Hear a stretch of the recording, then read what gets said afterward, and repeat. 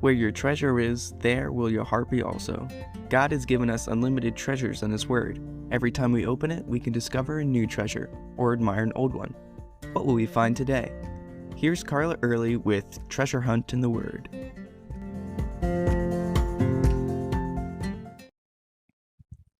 On my trip to South Dakota a couple years ago, I got to see some buffalo in one of our national parks. They were huge, the largest mammal in North America. And a few centuries ago, 60 million or so roamed the plains. In just a few decades, they were hunted to almost extinction. By 1900, there were only about 300 left. In one of the museums, I remember looking at a picture of a man standing on top of a huge pile of buffalo skulls a few stories high. It seemed so senseless, yet the men in the picture seemed proud and happy about it. They made postcards of this picture, like they were proud of making the West safe for people to settle when they were really just killing for the sake of killing. At the end of Act 7, as an angry mob stones Stephen, we see a picture of a young man at the background, watching with a smirk on his face, not participating, but guarding the cloaks of those who were. This young man was Saul, and I picture him with a smirk on his face, just like that man on the top of the pile of bones. In the King James Version, it says, "Now Saul was consenting to Stephen's death." Others say he approved of it. The NASB puts it best. Paul was in hearty agreement with putting him to death.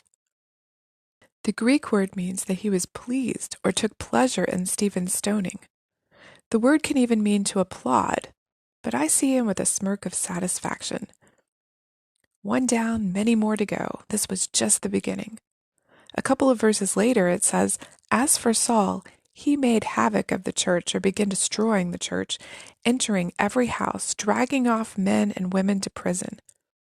This man was instrumental in this first wave of persecution to hit the church.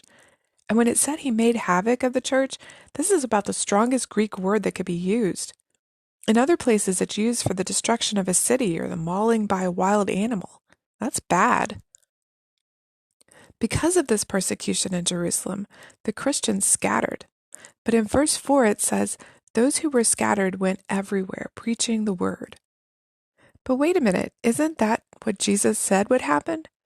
Back in Acts 1:8, Jesus said that they would be his witnesses in Jerusalem, Judea, Samaria, and the ends of the earth. They'd been in Jerusalem all this time, preaching, teaching, being discipled. But now it was time for them to get out of their comfort zone. And like baby birds that are ready to fly, the best way to get someone out of their comfort zone is to make their comfort zone decidedly uncomfortable. And that's exactly what the Lord did. And as the new Christians spread throughout the Roman world, they took with them the gospel. As usual, what the enemy meant for evil, God turned to good. So what does it take for you to get out of your comfort zone? Where does God want you to go?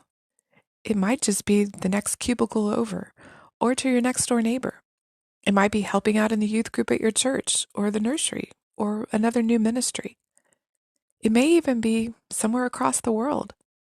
What will it take for you to get out of your comfort zone? A gentle nudge or a shove from God? He gave these believers quite a shove, and in one verse, they were scattered everywhere, preaching the gospel.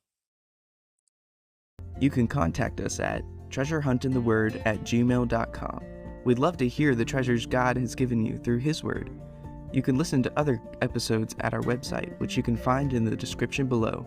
Thanks for listening, and remember, where your treasure is, there will your heart be also.